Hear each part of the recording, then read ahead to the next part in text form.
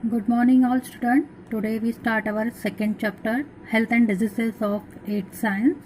In the last week, we start this chapter. In this last chapter, we see the definition of health. Health is a state of complete physical, mental, and social well-beingness, and not merely the absence of any disease. म्हणजेच बौद्धिक, शारीरिक, मानसिक आणि सामाजिक अशा सर्वतोपरी चांगले असण्याला आपण आरोग्य असे म्हणतो. त्यानंतर डिझीज म्हणजे काय याची व्याख्या आपण बघितली, डिझीजची माहिती आपण घेतली. ज्याला सायकोलॉजिकल किंवा फिजिओलॉजिकल डिस्टर्बन्स नाही आहे, म्हणजे शरीरशास्त्रीय किंवा मानसशास्त्रीय दृष्ट्या जो डिस्टर्ब होत नाही, त्याला काही त्रास नाही, अशाला आपण निरोगी म्हणू. त्यामध्ये टाइप्स ऑफ डिझीजेस आपण बघितले, according to duration, according to reason. Subtype of according to reasons are hereditary disease, acquired disease. Again, subtype of acquired diseases are infectious diseases and non-infectious diseases. Further in detail in previous chapter, we see previous lecture the infectious diseases. What is the infectious diseases? ज्याला आपण म्हणतो प्रसारणारे होणारे आजार, संक्रमणाने due to insects and other animals. Diseases spread through contaminated air, water and food or vectors.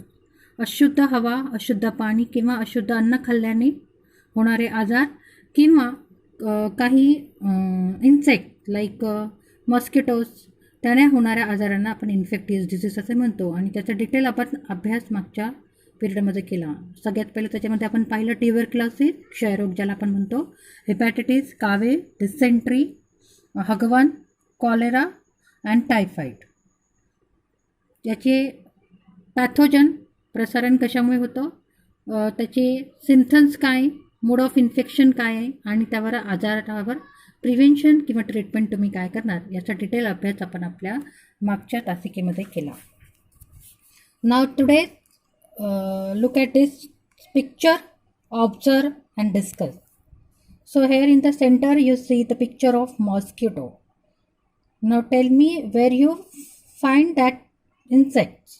Everywhere, in every season you see this insect, that is the mosquito. And what is its food? The blood. So where there is a human being, there you see this mosquito. So generally the habitants of this mosquito are in damaged places, रद्दी किंवा जिथं भंगाराचं सामान म्हणू आपण अशा ठिकाणी हे डास वाढतात. फेकून दिलेल्या कचऱ्यामध्ये, भंगारामध्ये, सांडपाण्यात, नाही का नाही, ओलसर ठिकाणी, डबक्यामध्ये.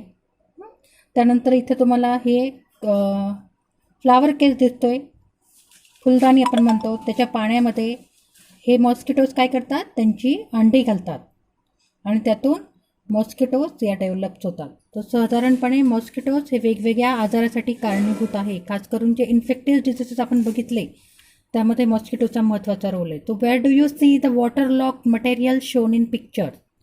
तुम्हाला असे ठिकाणं भरपूर ठिकाणी दिसतील, खास करून पावसाळ्याच्या दिवसामध्ये बघा. आहे Which hazard do you anticipate with the help of picture? Okay. Second question is, which hazard do you anticipate with the help of picture? So या प्रश्नाची उत्तरं तुम्ही शोधून लिहायची आहे. होमवर्कमध्ये मी तुम्हाला देणार आहे. तर आजच्या भागामध्ये आपण आणखीन असे काही रोग बघणार आहे. Some important diseases of present days. आता हा कोणता सीझन सुरू आहे, सध्या रेनी सीझन सुरू आहे. तर त्याच्यामधले काही इम्पॉर्टंट डिझीजेस आपण बघणार आहे. First there is a 3 question which we discuss. How can we observe personal hygiene. आपण आपली वैयक्तिक स्वच्छता कशी त्याची काळजी घ्याल किंवा त्याला ऑब्झर्व करणार. Why should we drink boiled water in rainy season. पावसाळ्याच्या दिवसामध्ये आपण उकळते पाणी का प्यायला हवे. And why the clean hand drive is run in school. आता हात धुणे हे आपण कोविड-19च्या ज्या संक्रमणातून जात आहोत त्यामध्ये हात स्वच्छ धुणे हे का जरुरी याची माहिती आपल्या सगळ्यांनाच आहे. वारंवार आपण हात आपले स्वच्छ धुतो, पण नेहमीसाठी सुद्धा स्वच्छ हात धुणे वेळच्या वेळी हात धुणे ही खूप जरुरी असते, कारण आपल्याला माहिती आहे की नकळतपणे आपले हात हे तोंडावर, नाकावर, आपल्या चेहऱ्यावर बऱ्याचदा टच होतात आणि त्यातून हातातूनच बरेचसे व्हायरस हे आपल्या शरीरामध्ये संक्रमित होतात आणि त्यातून वेगवेगळे रोग होतात. आणि म्हणून वेळच्या वेळी we should keep our hands clean and wash it by soap. Today's first disease which we see is the dengue. What is the pathogen of this dengue? Is the mosquitoes. The mosquitoes lays the egg in waterlogged places and thereby their population increases. Different species of mosquitoes spread different diseases. Dengue is spread by Aedes aegypti. This disease is caused by Den 1-4 virus belonging to the type flavivirus. तर dengue हा आजार आपण बऱ्याचदा ऐकलेला आहे. तर हा मॉस्किटोमुळे होणारा आजार आहे. तर कोणत्या जातीची मॉस्किटो आहे?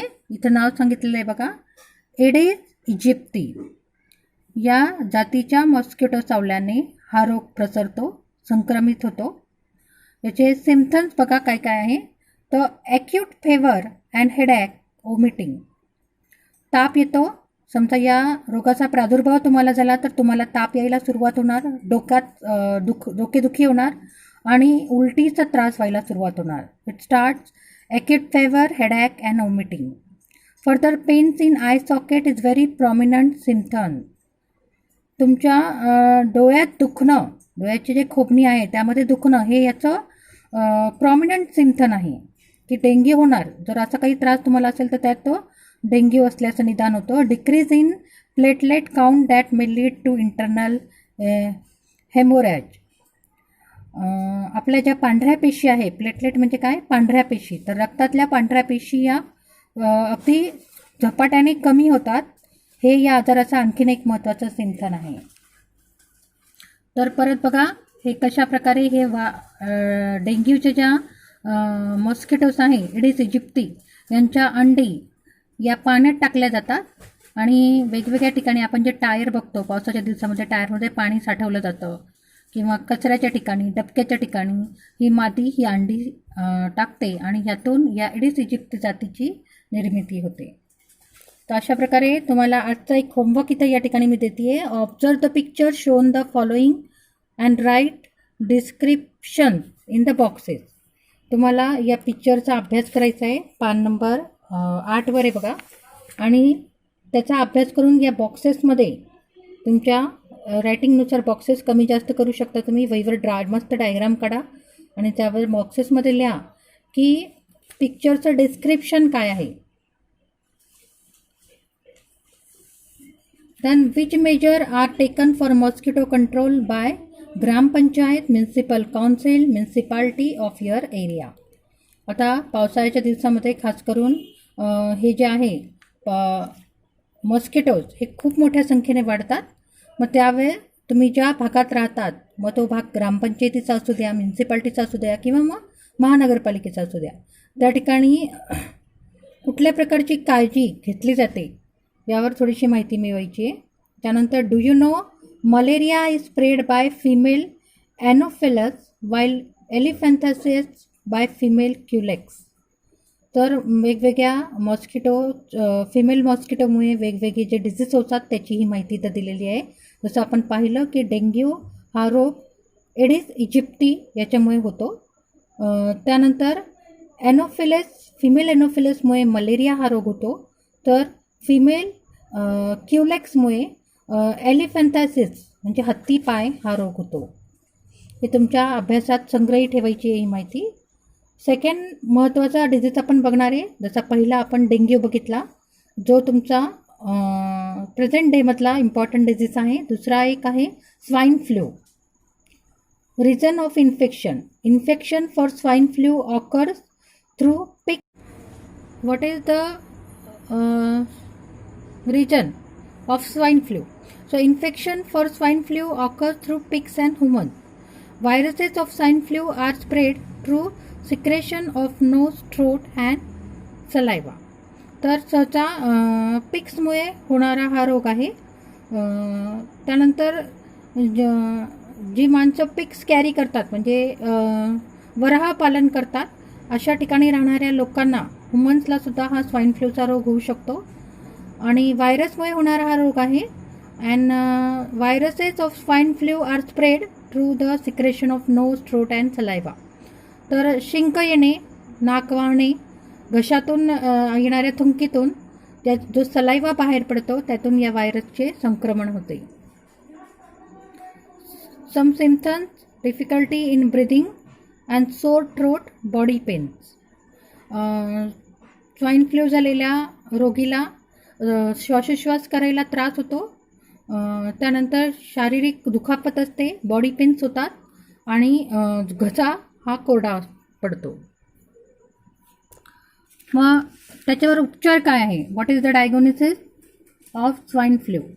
For diagnosis of swine flu, liquid from throat of patient is sent by in laboratory. Diagnostic facilities are available in National Institute of Virology, NIV Pune and National Institute of Communicable Diseases, NICD Delhi. तर सध्या आपल्या कोविड-19ची जी taste आपण करतो through saliva, त्याच पद्धतीची taste ही swine फ्लूची असते.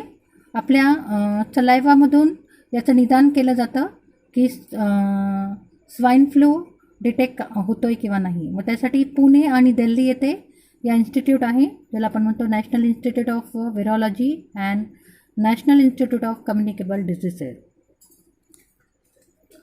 Do you no first case of swine flu was reported in Mexico in 2009. Swine flu is caused by the virus influenza A H1N1 and person who come in contact with pigs can contract this disease.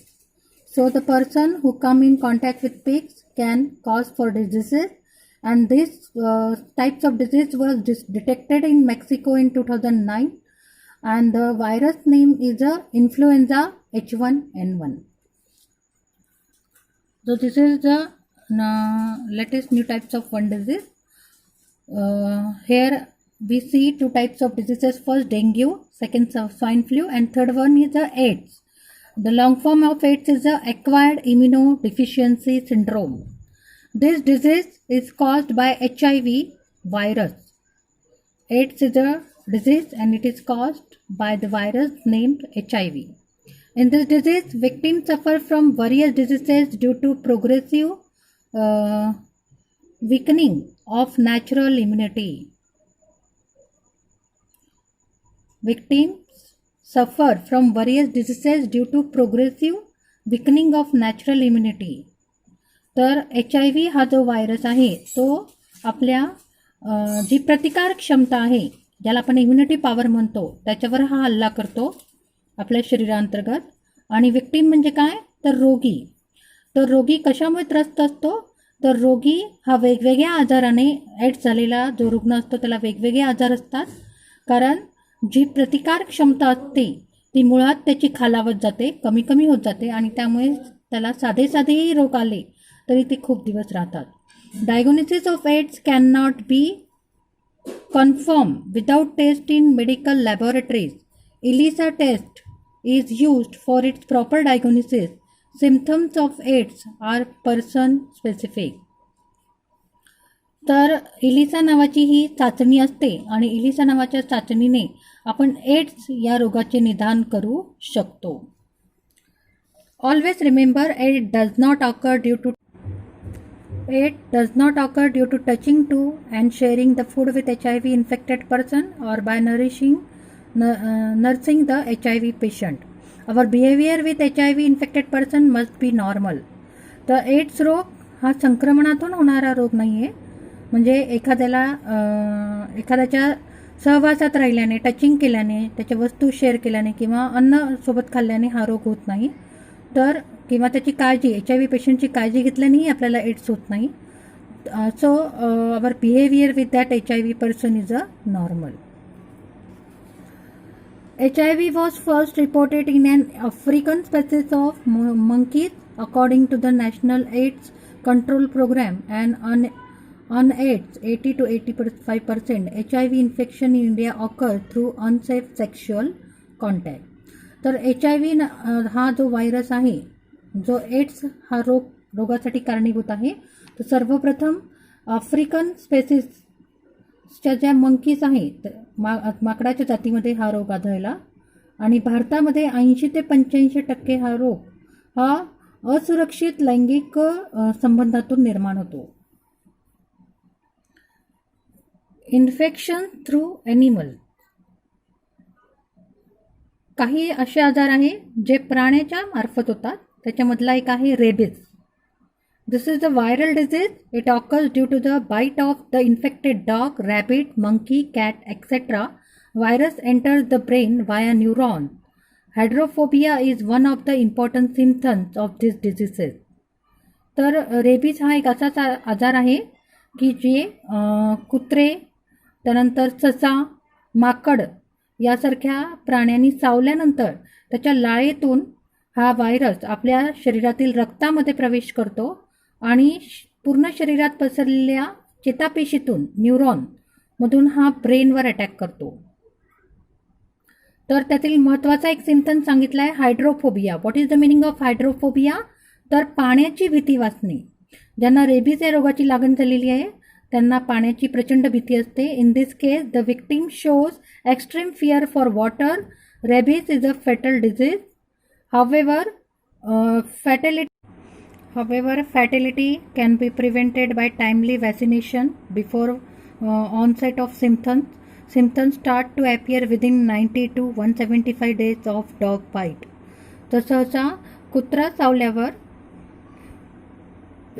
त्या ठिकाणी ज्या ठिकाणी कुत्रा चावला आहे त्या ठिकाणी होणाऱ्या संक्रमणातून हा व्हायरस आपल्या शरीरात प्रवेश करतो आणि त्यामुळे त्वरित डॉक्टरांकडे उपचार करून आपण त्यावर आधारित ज्या काही लसी आहे, वॅक्सिनेशन म्हणजे लसी आहे, त्याचा कोर्स पूर्ण करणं हे खूप जरुरी असतं. समजा तो कोर्स आपल्याकडनं पूर्ण झाला नसेल तर हा रेबीज हा रोग साधारणपणे कुत्रा चावल्यानंतर 90 ते 175 दिवसामध्ये हा आपल्या शरीरात निर्माण व्हायला सुरुवात होतो.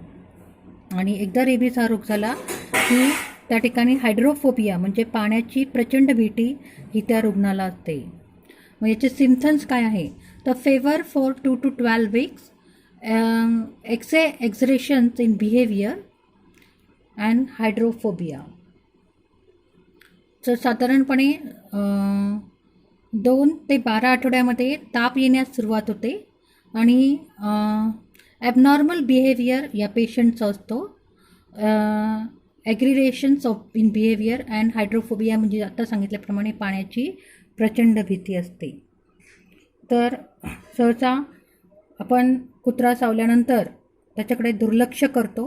तर तसं न करता त्वरित आपण डॉक्टरांकडे जाऊन योग्य ती वॅक्सिनेशन पूर्ण इंजेक्शन्स करून घ्यायला हवे. त्यामुळे यासारखे भयानक रोग होणार नाही. कारण हा रोग झाल्यानंतर तो क्युरेटिव्ह नाही, बरा होत नाही. So watch the videos about rabies on internet, collect information about various preventive measures on rabies, make a list and discuss with friends. हे दोन्ही जे प्रश्न आहे त्याची माहिती तुम्ही इंटरनेटवरून मिळवून तुमच्या नोटबुकमध्ये नोट डाऊन करणार आहात. त्यानंतर आज जे आपण पाहिले ते आपले इन्फेक्टियस डिझिसेस होते. इन्फेक्टेड डिझिसेसचा अभ्यास केला होता आपण. आता पुढच्या भागामध्ये आपण नॉन इन्फेक्टियस डिझीजचा अभ्यास करणार आहोत. तर सगळ्यांनी आजचा होमवर्क लिहून घ्यायचा आहे. आज आपण सुरुवात केली होती डेंग्यूपासून. So write the first question. First question write down. Write the symptoms of the dengue disease. Then second question, हा चार्ट मी तुम्हाला सांगितलेला आहे बनवायला. ड्रॉ डायग्राम करायची आहे आणि त्याच्यावरनं तुम्हाला observe the pictures shown in the following and write description in the boxes. हा तुमचा homework. Second questions you have to write the answers. And third question is here. Write the information, collect the information about various preventive measures on rabies, make a list and discuss with friends. So write down this all types of questions in your notebook and remind it. Thank you.